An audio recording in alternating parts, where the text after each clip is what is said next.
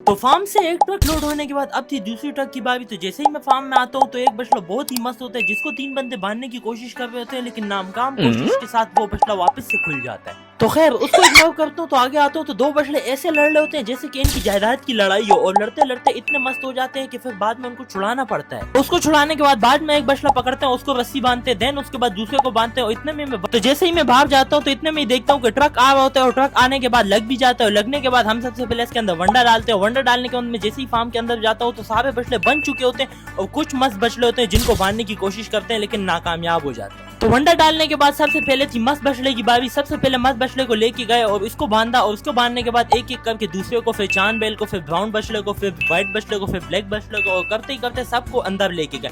और सब बछड़ों को अंदर करने के बाद अब थी बारी उन बछड़ों की जो कि रस्सी नहीं बनवा रहे थे, उनको हम लोग डायरेक्ट ही ले आए ट्रक के अंदर। लेकिन उन बछड़ों में से एक बछड़ा भाग जाता है जिसको हम रस्सी पहनाते वापसी लेके आते हैं, तो वो वापस से मजदूर को खींचता हुआ वापस चले जाता है फार्म के अंदर। एक काम कर, खैर 200 उसके बाद आती है हमारे व्हाइट बछड़े की बारी जो कि फार्म से जाने की कोशिश ही नहीं कर रहा था। उसको कर आके हमने अंदर किया, लेकिन उसके बाद वो वापस से निकल गया। 11 बंदों की टीम आई और उसको अंदर करके ट्रक में लोड कर दिया। लोड करने के बाद ट्रक की रस्सी बांधी, और रस्सी बांधने के बाद ट्रक जा रहा था। तो इतने में मैं जैसे फार्म में आता हूँ तो फार्म बिल्कुल वीरान हो जाता है, जिसका मुझे बहुत ही अफसोस है। और बाहर आता हूँ तो ट्रक चला जा चुका होता है।